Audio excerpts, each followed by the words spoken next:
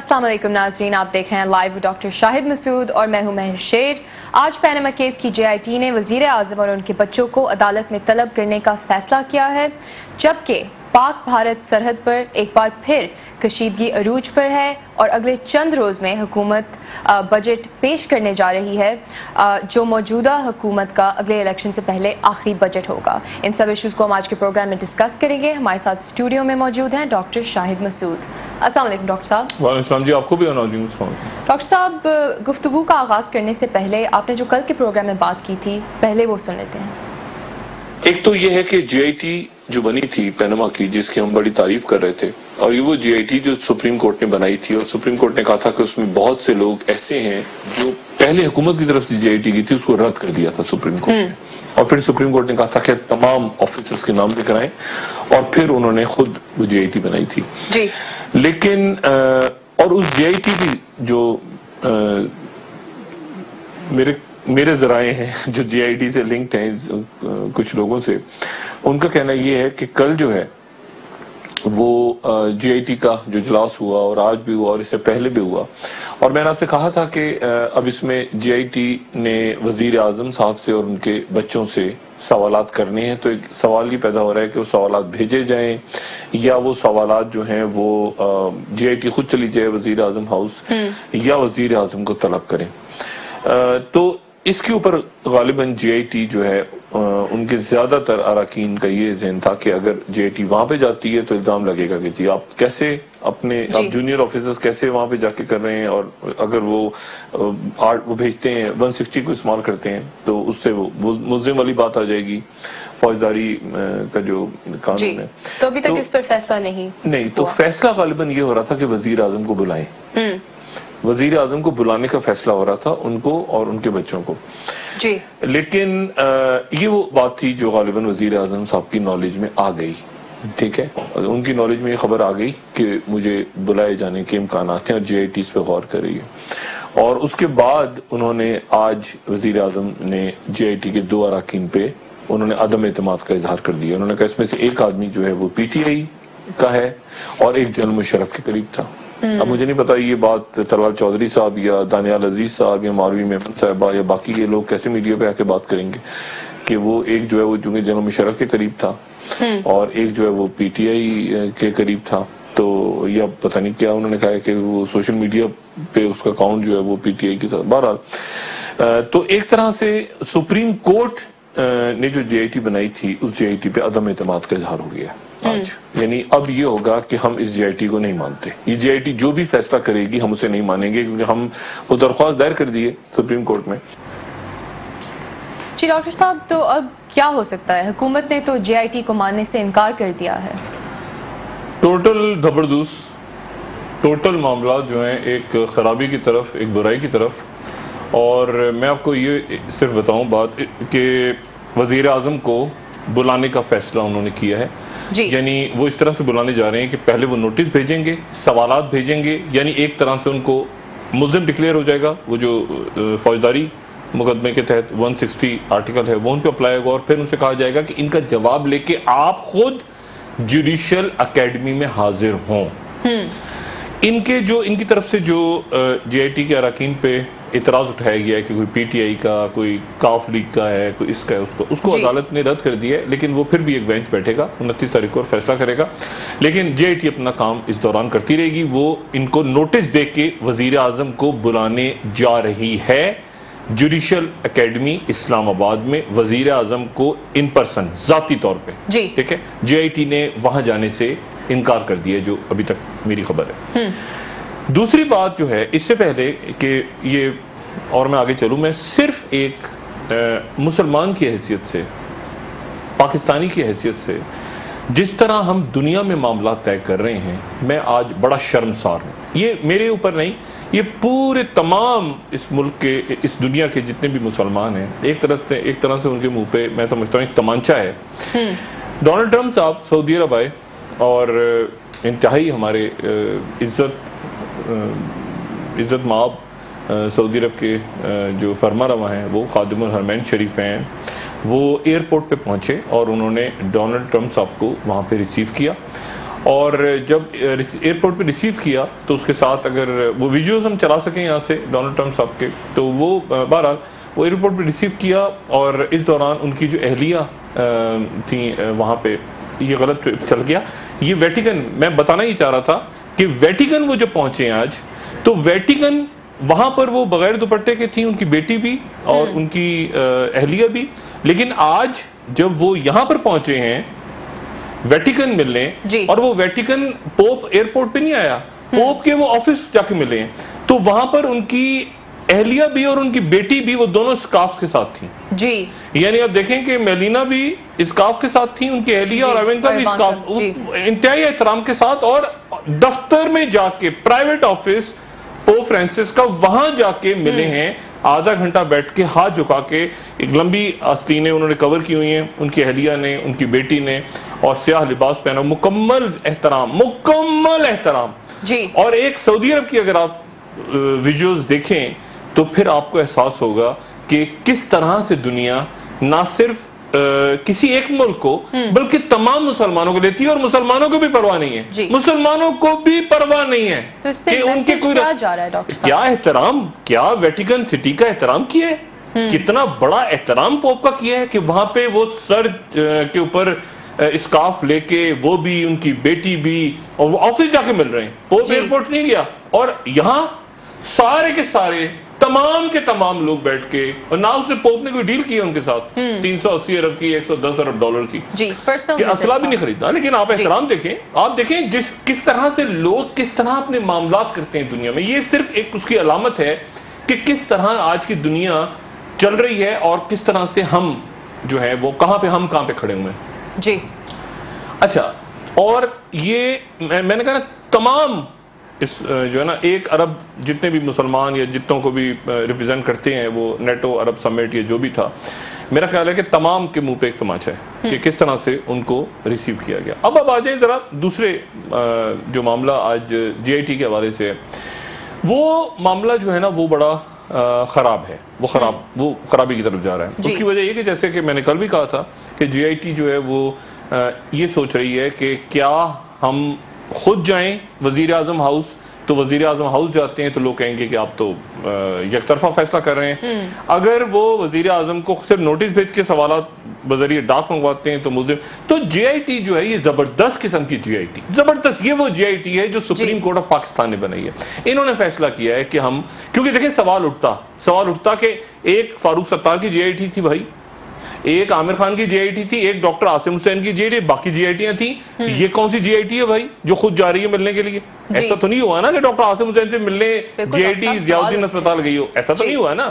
اگر آپ نے سوال جواب کرنے ہیں تو پھر آپ اسی انداز، ہاں عزت آپ کو طریقے سے، آپ منتخب وزیر اعظم، لیکن ان کو تشریف لانے کا ان کو کہا گیا کہ تشریف کا ٹوکرا لے ہیں. اچھا، اب لیکن وزیر اعظم صاحب جو ہیں وہ تصادم چاہتے ہیں. وہ انہوں نے کہہ دیا کہ میں جی آئی ٹی کے اراکین کو نہیں مانتا. ٹھیک ہے، ایک جو ہے اس میں سے مسلم بھی کاف کا تھا. میں انتظار کر رہا ہوں طلال چودھری اور دانیال عزیز یہ بات کہیں کہ وہ جو ہے وہ کاف لیگ کے تھے، اور پھر اس کے بعد ان کو اچھا.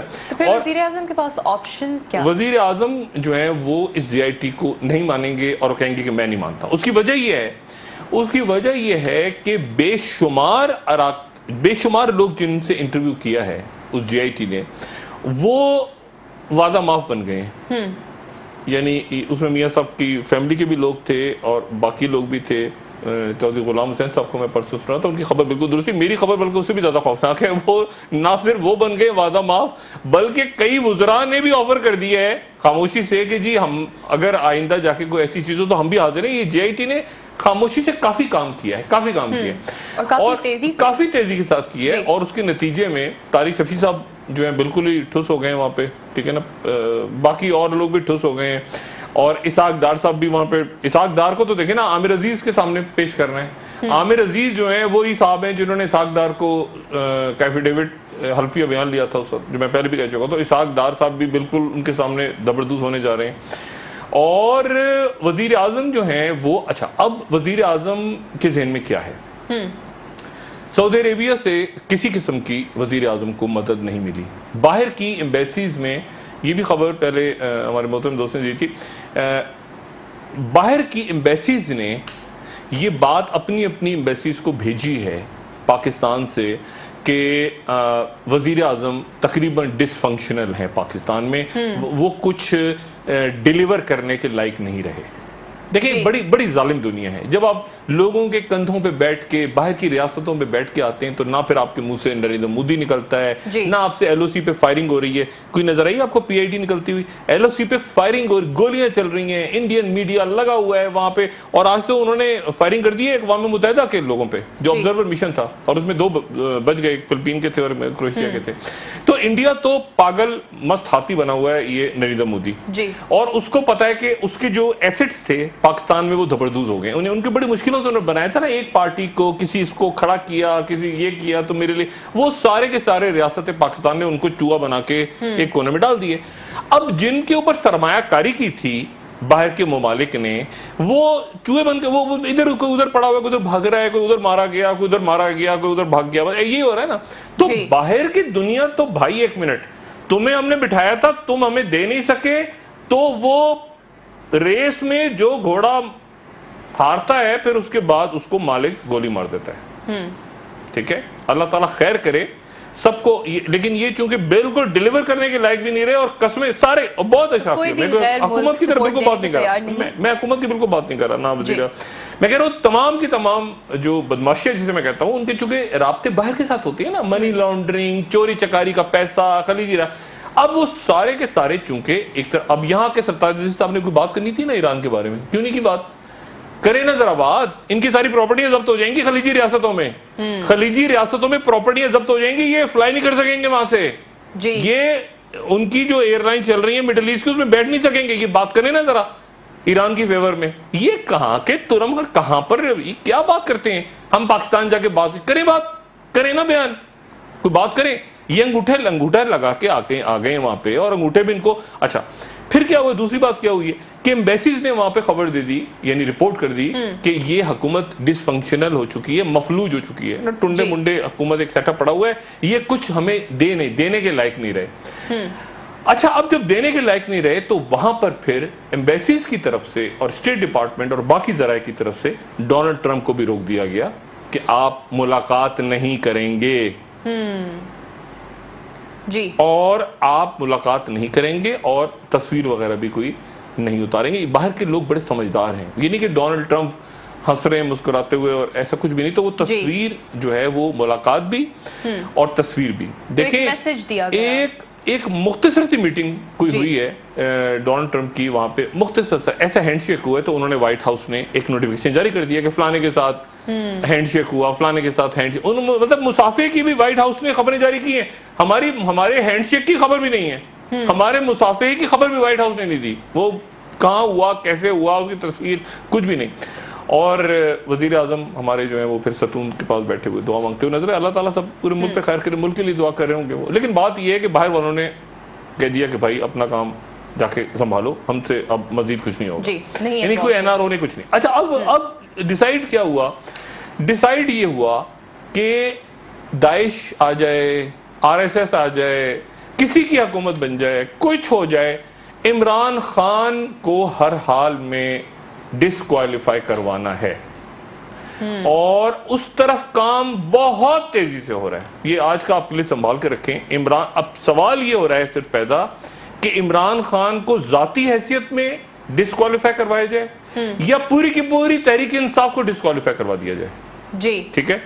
یعنی اس مرحلے پہ جو یہ روز آپ دیکھیں نا، روز جو طلال چودھری صاحب اور دانیال عزیز صاحب آ رہے ہیں، وہ آخر عمران خان اور تحریک انصاف یہ فورن فنڈنگ کا جو آرٹیکل 170 کے تحت، یعنی اب ڈیسیجن وہ یعنی فیصلہ یہ کر رہے ہیں، فیصلہ یہ ہو رہا ہے کہ عمران خان کو ذاتی حیثیت میں، لیکن اگر یہ سیٹ اپ زبردست ہوتا ہے، جمہوریت نہیں سیٹ اپ، تو جاتے جاتے یا جو بھی ہو سلسلہ اس میں عمران خان کو یا پوری تحریک انصاف کو as a foreign funded party کسی طرح سے اس کو پوری پارٹی کو یا تو بین کروا دیا جائے یا خالی عمران خان کی شخصیت کو بین کروایا جائے اور باقی لوگوں کو وہاں پہ رکھا جائے. یہ تقریباً آپ سمجھیں کہ یہ پلان بالکل تیار ہو کے پڑا ہوا سامنے. اچھا لیکن اب یہاں سوال یہ ہوگا کہ عمران خان کو چلیں یہ ان کا پلان کامیاب ہو گیا، ٹھیک ہے, پلان کامیاب ہو گیا, عمران خان ڈسکوالیفائی ہو گئے, ذاتی حیثیت میں ہو گئے, تو پھر کیا صورتحال بنے گی؟ اور اگر پوری پارٹی کو یہ ڈسکوالیفائی کروا دیتے ہیں, یہ بہت سنجیدگی سے اس وقت بات ہو رہی ہے, اور انہوں نے باہر کی دنیا کو بھی یہ کہا ہے کہ دیکھیں جی ہم تو اس اتحاد میں, ہم اس اتحاد میں, ہم کوئی کہہ رہا ہے ہم ایران کے ساتھ ہیں, کوئی ہم سعودی عرب کے ساتھ. عمران خان جو ہے وہ ایسی پالیسی لے رہا ہے کہ وہ مینیج نہیں ہو رہی انٹرنیشنل اسٹیبلشمنٹ سے, باہر کی دنیا سے. تو وہ کہہ رہے ہیں کہ جی ہم جو بھی ہوتا چلیں, لیکن ہم جائیں گے تو عمران خان کو ہم باہر صورت الیکشن سے آؤٹ کریں گے. جی اچھا, اب اس میں دینی جماعتیں, دینی سیاسی جماعتیں باہر سے فنڈنگ لیتی ہیں. پھر پیپلز پارٹی ایک دم ہل گئی ہے, یہ ان کا پلان ہوں گے. پیپلز پارٹی ایک پریشان ہو کے ایک دم سے ہل گئی ہے کہ یہ کس طرح ممکن ہے بھائی کہ ایک منٹ کہ اتنی بڑی پارٹی کو آپ الیکشن سے ہی آؤٹ کروانے جا رہے ہیں. تو پچھلے 24-48 گھنٹوں میں آپ دیکھیں کہ پیپلز پارٹی کی جو قیادت ہے وہ بھی ان کے سعودی عرب کے دورے کے بعد ذرا انہوں نے خاموشی اختیار کی ہے, وہ بھی دیکھ رہے ہیں کہ کیا تماشا ہے. یہ الگ بات ہے کہ سندھ میں ایک بار پھر اطلاعات ہیں کہ اے ڈی خواجہ صاحب اور نئے وزیر داخلہ جو پہلے بھی رہ چکے ہیں انور سیال صاحب, ان کے درمیان پھر ایک جھگڑا شروع ہو گیا. اب بریک لیں, اس کے بعد جی بالکل ڈاکٹر صاحب. ناظرین ہمارے ساتھ رہیے, بریک سے آ کر ہم ڈسکس کریں گے کہ عمران خان صاحب کو ڈسکوالیفائی کرنے کی کوشش کی جا رہی ہے, اور اس سب صورتحال میں پیپلز پارٹی کیا سوچ رہی ہے, اس پر بھی ہم بات کریں گے. ہمارے ساتھ رہیے.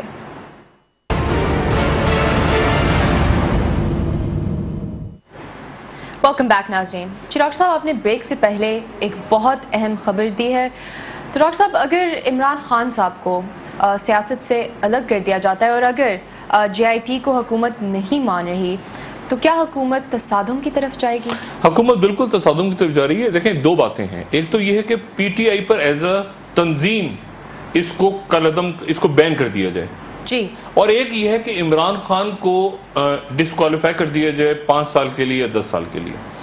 یہ دو باتیں ہیں اور اس کی وجہ سے آپ دیکھ اکرم شیخ صاحب بھی کیس لڑ رہے ہیں نا, ان کا جو ساتھ وزیر اعظم صاحب کے ساتھ گئے تھے, اور انتہائی محترم وکیل ہیں وہ. تو وہ ان کی پوری جو ہے وہ کوشش ہے کہ عمران خان یا تحریک انصاف, اور اسی لیے آپ دیکھیں کہ اس وقت وہ جو خبر جو بات بار بار کر رہے ہیں دانیال عزیز صاحب کہ عمران خان تجھے تو اشتہاری بناتی ہے, مطلب ان کو یقین ہے کہ یہ عمران خان کے خلاف فیصلہ, اور وہ اس کے بعد یہاں تک سوچ رہے ہیں کہ ہم جا کے عمران خان کو نا اشتہاری, انہوں نے کہا نا اشتہاری بیٹھا ہوا ہے سپریم کورٹ کیوں نہیں پکڑتی, اشتہاری بیٹھا ہوا ہے سپریم کورٹ کیوں نہیں پکڑتی.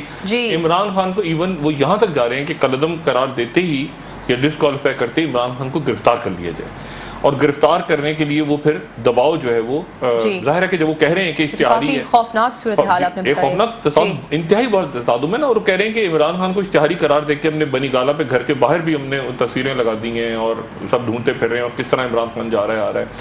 تو عمران خان کو پھر عمران خان کی گرفتاری یہ ڈسکس کر رہے ہیں, پی ٹی آئی کو مکمل طور پہ جو ہے وہ قلعدم قرار دینے کا وہ بھی ڈسکس کر رہے ہیں, اور اس کے ساتھ ساتھ پھر ایک دوسرا رستہ یہ ہے ساتھ کہ عدالت کے ساتھ ایک تصادم کی کیفیت پیدا ہو جائے کہ ہم جی آئی ٹی کو نہیں مان رہے. تو اگر جی آئی ٹی کو آپ نہیں مان رہے تو اس صورت میں جی آئی تو سپریم کورٹ نے بنائی ہے, اس کا مطلب آپ سپریم کورٹ کو نہیں مان رہے, اور اس کے بعد کیونکہ دیکھیں یہاں سے آگے یہ جی آئی ٹی کے پاس ایک تو میں نے کہا وعدہ معاف گواہ سارے بن چکے ہیں تمام, یعنی وہ تمام وہ لوگ طارق شفیع ہو گئے, باقی وہ ساری ثبوت, حدیبیہ پیپر, وہ سارا کا سارا اس جے آئی ٹی کے پاس ہے, اور وہ جے آئی ٹی بالکل درست کام کر رہی ہے. اور یعنی آپ یہ دیکھیں نا کہ یہ وزیر اعظم کو جو بلایا ہے, یہ وزیر اعظم صاحب جس اس وقت ذہن میں ہیں, مطلب جو ان کا ذہن ہے وہ یعنی وہ جے آئی ٹی کے سامنے جائیں گے, تو انہوں نے جے آئی ٹی کو ماننے سے انکار کر دیا. وہ سپریم کورٹ نہیں گئے تھے, سپریم کورٹ میں پتھرا ہو گیا, تو جے آئی ٹی کے سامنے کیا جائیں گے, تو وہ انہوں نے کہا کہ جے آئی ٹی کو میں نہیں مانتا. اچھا, اب جے آئی ٹی کو ان کے جو اعتراضات ہیں وہ حسین نواز صاحب نے کیے ہیں جے آئی ٹی پہ, یعنی میں نے کہا نا آپ سے کہ ملک بڑے سیاسی بحرانوں کی طرف جا رہا ہے. اچھا, اس پوری صورتحال میں پاکستان پیپلز پارٹی کی پریشانی بنتی ہے, اور شدید پریشانی بنتی ہے, کیونکہ آپ ذرا تصور کریں کہ عمران خان ڈسکوالیفائی ہو جاتے ہیں یا ان کی تحریک کو ڈسکوالیفائی کروانے میں کامیاب ہو جاتے ہیں, تو پیپلز پارٹی کی کیا اسٹریٹجی, اور سنیں, اور اس کے ساتھ ہی یہ جے آئی ٹی کو نہیں مانتے, اور ساتھ ہی اس کے عدالتوں کے اوپر جو ہیں وہ سوالات کھڑے کر دیتے ہیں. تو اس پورے صورت میں پیپلز پارٹی کہاں کھڑی ہوگی؟ لیکن نا پیپلز پارٹی تو یعنی یہ بات میں نے سب سے پہلے میں نے کہی تھی کہ زرداری صاحب اور بلاول اس اسمبلی میں نہیں جائیں گے, ایسے ہی ہوا, انہوں نے کل اعلان بھی کر دیا کہ میں اور بلاول اس اسمبلی میں نہیں جائیں گے, اگلی اسمبلی میں جائیں گے. اب پیپلز پارٹی جو ایک مفاہمت کی اور ایک ذرا بہتر سی بات کری تھی, اب پیپلز پارٹی بھی تصادم کی طرف جائے گی کہ ہم بھی تصادم کا راستہ اپناتے ہیں, اور وہ جو انور سیال صاحب کی واپسی ہوئی ہے وہ اسی کا ایک اشارہ ہے، کیونکہ اگر آپ کو یاد ہو انور سیاض صاحب جو وزیر داخلہ تھے تو ان کو ہٹایا اس بنیاد پہ گیا تھا کہ ایک چھاپا پڑا تھا، اسد کھرر نامی کوئی شخص تھا، انٹیریئر سندھ رینجرز نے چھاپا مارا تھا جی۔ اب دوبارہ سے یعنی انور سیاض صاحب کو اور کسی وزارت میں اور کسی جگہ، لیکن اسی وزیر داخلہ وزارت داخلہ جہاں سے ان کو ہٹایا گیا تھا، اور اس وقت جو ڈی جی رینجرز تھے وہ اس وقت جی ایچ کیو میں اہم ترین پوزیشن پہ بیٹھے ہیں آفٹر آرمی چیف۔ تو بات یہ ہے کہ جنرل بلال احمد، اب اس صورتحال میں کلیئر میسیج ہے اسٹیبلشمنٹ، اور وہ جو بیچ میں جو ہوا چلی تھی، ایک ملاقات ہوئی تھی، میں اس کے حوالے سے آپ کو ایک بڑی دلچسپ، اس سے پہلے کہ میں آگے چلوں میں آپ کو دلچسپ بات بتاؤں کہ دیکھیں یہ اسٹیبلشمنٹ کے ساتھ بات کیسے ہوتی ہے کیسے نہیں ہوتی یہ تو اللہ ہی جانتا ہے، لیکن میں آپ کو ایک قصہ بڑا مزیدار سناؤں۔ قصہ یہ ہے، اور میں نام لے کے سنا دیتا ہوں، چلیں ٹھیک ہے، حالانکہ آف دا ریکارڈ گفتگو تھی، لیکن میں نے وہ پتہ نہیں آف دا ریکارڈ چونکہ انہوں نے نہیں کہا تھا، گفتگو تھی مزیدار بڑی، تو میں ہمارے پیارے مولانا فضل الرحمان صاحب وہ مجھے کچھ ماہ پہلے، وہ تردید بھی کر سکتے ہیں اس بات کی، کچھ سال پہلے، میرا خیال ہے مہینے تو نہیں، کچھ سال پہلے ان سے میری ملاقات ہوئی، انہوں نے بڑا زبردست قصہ سنایا مجھے۔ مولانا فضل الرحمان صاحب کہتے ہیں یار ڈاکٹر صاحب ایک عجیب تماشا ہو گیا ہمارے ساتھ۔ میں نے کہا کیا ہوا؟ کہتے ہیں یار وہ ڈاکٹر صاحب یہ قاضی حسین احمد، اللہ تعالیٰ مغفرت کرے، اس وقت وہ قاضی صاحب زندہ تھے، ہاں سالوں پرانی، یہ 2-3 سال پرانی بات ہے، تو وہ کہتے ہیں کہ یار قاضی حسین احمد صاحب کے پاس جو ہے وہ ایک حساس ادارے کا آفیسر آیا، بڑا سینئر، اور وہ بریگیڈیئر لیول کا تھا۔ تو کہتے ہیں مجھے مولانا صاحب کہتے ہیں کہ میں نے کہا اچھا قاضی صاحب یہ تو بڑا سینئر آدمی ہے، تو قاضی صاحب نے کہا کہ یہ میسیج لے کر آ رہا ہے، یہ بڑا سینئر آفیسر ہے حساس ادارے کا، اور یہ کیا ہے اور یہ ہے اور وہ ہے، سارا ہم نے بالکل اسی کے مطابق وہ بتا رہا ہے ہمیں ایسے کرو ویسے کرو یہ کرو جی۔ اب مولانا فضل الرحمان صاحب کہتے ہیں کہ میں نے کہا اچھا، میں نے کہا یار مجھے تو سیاست کچھ اور سمجھ میں آ رہی ہے، مجھ سے تو کوئی اور بات ہو رہی ہے، یہ کون بریگیڈیئر کون ہے؟ اب مولانا فضل الرحمان صاحب کے بقول وہ ایک کافی دنوں تک وہ بریگیڈیئر جو ہیں، وہ بریگیڈیئر حساس ادارے کے، وہ ان کے درمیان بیٹھ کے ان کو صلاح مشورے دیتے رہے، اور کافی دنوں کے بعد پتہ چلا کہ اس آدمی کا کوئی تعلق کسی حساس ادارے سے نہیں ہے، اور وہ بریگیڈیئر بھی نہیں ہے، وہ کوئی بہت بڑا چیٹر تھا، وہ چیٹر تھا، وہ فراڈ تھا بہت بڑا، اور وہ کہیں اچانک پکڑا گیا یا پتہ نہیں غائب ہو کیا ہوا، تو اس کے بعد وہ ایک سبکی ہوئی، اب کسی کو کہہ بھی نہیں سکتا، بتا بھی نہیں سکتے، وہ قاضی صاحب کے لگا ہوتا، قاضی صاحب نے کہا کہ یار یہ اچھا بھی کوئی، مطلب قاضی صاحب ایک زبردست شخصیت ہے، انہوں نے کہا یار یہ اچھا بات ہے، وہ بریگیڈیئر ہے، بتاتا ہے اپنے آپ کو، کہانی سنا کے چلا جاتا ہے، قاضی صاحب اس کی بات سن نہیں رہتے سیریسلی، لیکن وہ انہوں نے انٹروڈیوس کرا دیا لوگوں کو کہ یار یہ دیکھو یہ کیا بات، کیا میسیج دے رہے ہیں، اس کی بات تو سنو، بہت دنوں بعد پتا چلا وہ ایک فراڈ تھا۔ اب اسی طرح سے یہ جو تصادم کی فضا بنی ہے، اس میں غالباً پاکستان پیپلز پارٹی بھی اب تصادم کی طرف جائے گی، اور اے ڈی خواجہ صاحب غالباً انور سیاض صاحب کی بات نہیں سنیں گے، ٹھیک ہے جی، اور یہ پولیس آفیسرز وغیرہ کی میٹنگ جو ہوگی اس میں غالباً اے ڈی خواجہ صاحب، میں اس بات کو نہیں جانتا کہ کہاں تک سنیں گے کہاں تک نہیں سنیں گے، لیکن اے ڈی خواجہ کی موجودگی میں انور سیاض صاحب کا آنا، اور یہ ذہن میں رہے کہ اے ڈی خواجہ صاحب کو انور مجید صاحب نے ہٹوایا تھا، اور جو اے ڈی خواجہ ہیں انور سیال ہیں، وہ ظاہر ہے کہ وہ پورا ایک گروپ ہے جو بالکل جو اس پولیس کو پسند نہیں کرتا اے ڈی خواجہ۔ تو سندھ میں ایک ایسی صورتحال ڈیولپ ہو رہی ہے جو ادھر سے مرکز کی طرف سے یا تو اے ڈی خواجہ کو فوراً ہٹا لیا جائے تو پھر یہ تصادم رک جائے گا، اور ایسا کوئی آئی جی آ جائے جو کہ سندھ حکومت جس کو ایکسیپٹ کرے، لیکن مسئلہ یہ ہے کہ اے ڈی خواجہ جو ہیں ان کو جا کے ڈی جی رینجرز مبارکباد دے چکے ہیں بحالی کے بعد، تو وہ تو پھر عجیب سی صورتحال بن جائے گی۔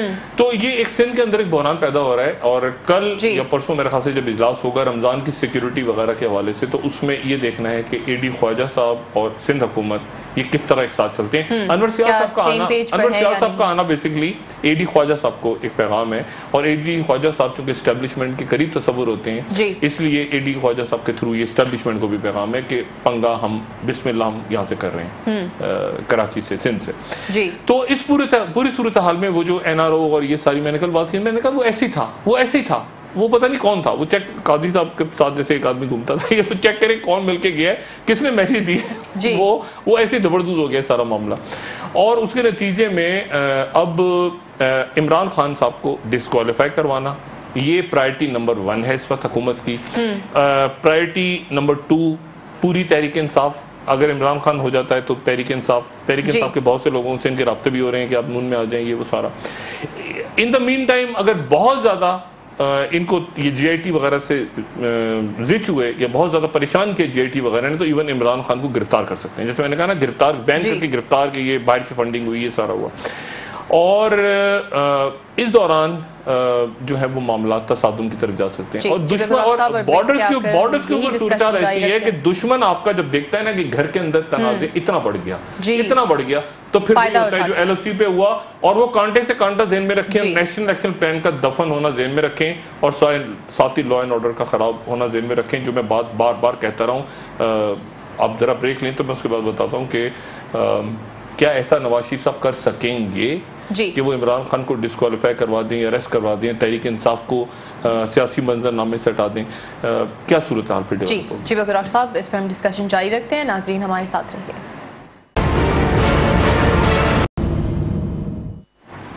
ویلکم بیک ناظرین. جی ڈاکٹر صاحب، آپ کہہ رہے ہیں کہ عمران خان صاحب کو ڈسکوالیفائی کرنے کی پلاننگ اور کوشش کی جا رہی ہے، لیکن کیا ایسا ممکن ہو سکے گا؟ یہ کرنے جا رہے ہیں غالباً بڑی سنجیدگی کے ساتھ، اور اس پہ کافی کام انہوں نے حکومت کی طرف سے ہو چکا ہے. جی. اور میں نہیں جانتا کہ کامیابی ان کو کتنی ہوگی، لیکن بہرحال پر امید ہے کافی. اور ان کو اس بات کا ہے، جیسے میں نے آپ سے پہلے کہا نا کہ بہت سے فیکٹرز ہوتے ہیں ملک کے اندر بھی اور باہر بھی، اور وہ سارے، تو وہ عمران خان اور پی ٹی آئی کو پاکستان کے سیاسی منظرنامے، یہ میں نے بہت پہلے بھی بات کی تھی کہ ہٹانے کی کوشش ہو رہی ہے، لیکن آج میں اس کو مزید اس کو زور ڈال کے کر رہا ہوں. اور اس میں ڈسکوالیفیکیشن سے لے کے کسی بھی صورت، اور یعنی بین پوری پی ٹی آئی یا عمران خان، کیونکہ پوری پی ٹی آئی کو اگر یہ بین کرتے ہیں، پی ٹی آئی کو بین کرتے ہیں، تو اس میں ایک مشورہ ان کو یہ دیا گیا ہے کہ اگر آپ تحریک انصاف کو بین کر دیتے ہیں تو تحریک انصاف کے بہت سے لوگ ٹوٹ کے ہمارے پاس آ جائیں گے. یعنی بہت سے تحریک انصاف کے رہنما کہیں گے کہ تنظیم بین ہوئی ہے نا، ہم تو بین نہیں ہوئے، تو وہ الگ ہو جائیں گے اور تنظیم بین رہے گی، اور وہ الگ ہو کے پھر نون میں چلے جائیں گے. ایک مشورہ ان کو یہ دیا جا رہا ہے کہ آپ صرف یعنی آپ پوری پی ٹی آئی کو بین کریں.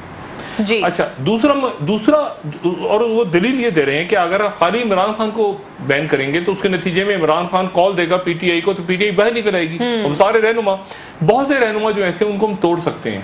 اب یہ ایک ان کا پلان ہے. عمل درآمد کہاں تک ہوتا ہے وہ اگلے چند دنوں میں کلیئر ہو جائے گا، بہت جلد کلیئر ہو جائے گا، دیر اس میں نہیں لگے گی. اب جو میں بات کہہ رہا ہوں آپ سے کہ عمران خان کی ڈسکوالیفیکیشن یا پی ٹی آئی کی ڈسکوالیفیکیشن، اس میں بہت لمبے دن نہیں ہے. اب یہ معاملہ یہ جلد ہو جائے گا. اور اسی لیے وہ دانیال عزیز صاحب جو کہہ رہے ہیں نا، اشتہاری آ کے بیٹھا ہے، ان کی جگہ ٹون کیسی ان کی ہو رہی ہے، بالکل پکڑ کے، جیسے ہوتا ہے نا کہ بالکل ایک ظالمانہ ان کی ٹون ہے کہ بالکل اس کو پکڑا تھا، کدھر بھاگا، اس کو ادھر ہی پکڑ لو، گرفتار کرو، اس کو اندر ڈال دو اور تجھے ہتکڑیاں لگیں گی. یہ ایکچولی دانیال عزیز صاحب نہیں کہہ رہے، یہ نواز شریف صاحب کا ذہن ہے کہ عمران خان کے ساتھ اس طرح ہو، یہ ہزیمت عمران خان کے ساتھ ہو، کیونکہ مجھے جی آئی ٹی بلا رہی ہے اور میری فیملی چونکہ ڈسکس ہوئی ہے عدالت کے اندر، میرے بچے ڈسکس ہوئے ہیں اور عمران خان نے کروائے، اس لیے وہ کہتے ہیں نا، اگر میرے ساتھ آگے مسائل خراب ہونے جا رہے ہیں اور میری گورنمنٹ کا مطلب جاتے ہو کہ ہم تو ڈوبے ہیں سنم، تم کو بھی لے ڈوبیں گے. عمران خان کو وہ بالکل یعنی سیاسی منظر نامے سے مکمل طور پہ ہٹا کے جائیں،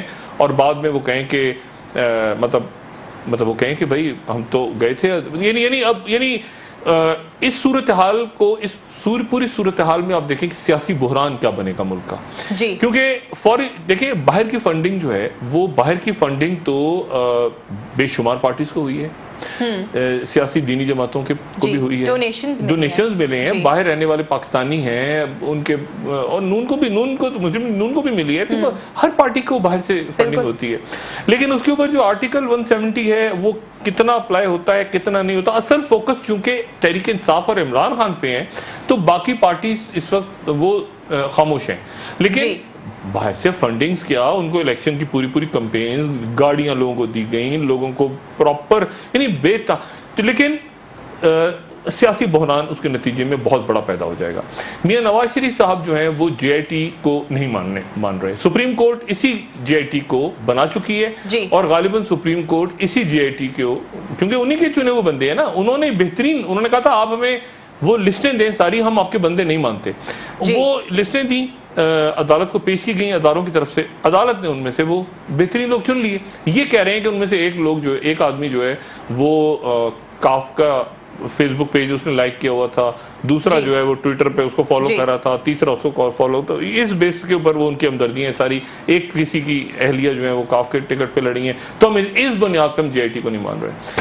तो इनका तसादुम, इनका झगड़ा, इमरान खान को डिस्क्वालीफाई करवाना, दरमियान में पीपल्स पार्टी समझ रही है कि अगर सभी तसादुम की तरफ जा रहे हैं और इमरान खान को पीपल्स पार्टी डिस्क्वालीफाई नहीं करवाना चाहती, पीपल्स पार्टी अगर हम लड़े, हम इलेक्शन लड़े, ये जो डिस्क्वालीफाई करवाने वाला खेल है उसमें फिर पीपल्स पार्टी भी ये समझ रही है कि अगर मामला धबड़दूसी होना है तो हम भी फिर लड़ते हुए ही धबड़दूस हों। जी शुक्रिया डॉक्टर साहब।